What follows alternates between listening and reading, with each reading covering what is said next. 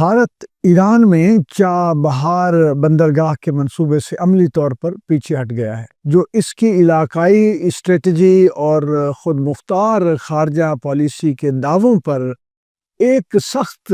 کاری ضرب نظر آ رہی ہے۔ اس ناکامی کی جڑیں امریکی دباؤ میں ہیں، جہاں ایران پر معاشی پابندیوں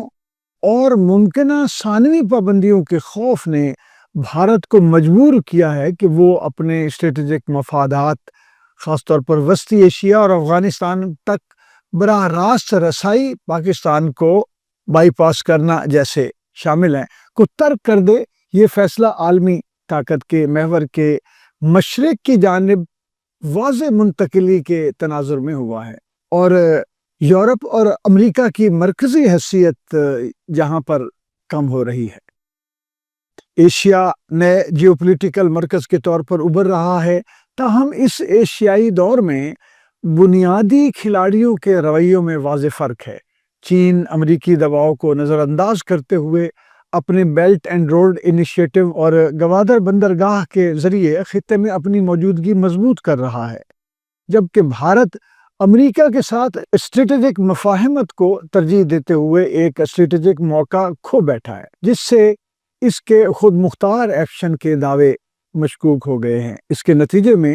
خطے میں طاقت کا توازن تبدیل ہو رہا ہے۔ چین اور اس کا اتحادی پاکستان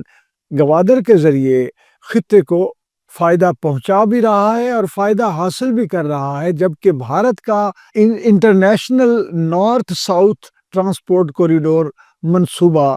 خطرے میں پڑ گیا ہے۔ مزید یہ کہ ایران جیسے ممالک کے لیے بھارت کا یہ اقدام ایک انتباہ ہے کہ وہ مشرق کی جانب رجوع کرنے والے نئے عالمی نظام میں چین جیسے زیادہ مستحکم اور بے خوف شراکت داروں پر انحصار بڑھائیں۔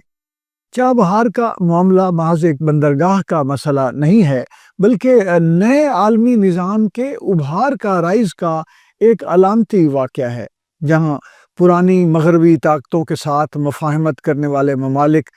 اسٹریٹجک طور پر پسماندہ ہو سکتے ہیں، جبکہ نئے ایشیائی مراکز اپنا اثر بڑھا رہے ہیں۔ بھارت کی یہ شکست نہ صرف اس کی خارجہ پالیسی کی صلاحیت پر سوال اٹھاتی ہے، بلکہ یہ بھی ظاہر کرتی ہے کہ عالمی طاقت کی منتقلی یعنی پیراڈائم شفٹ کا عمل یکساں نہیں۔ کچھ قومیں اس سے فائدہ اٹھا رہی ہیں، جبکہ دوسری اس کے دباؤ میں اپنے مقاصد حاصل کرنے میں ناکام ہو رہی ہیں۔ فرحت عباس شاہ، ریڈیو سنو FM 89.4 لاہور۔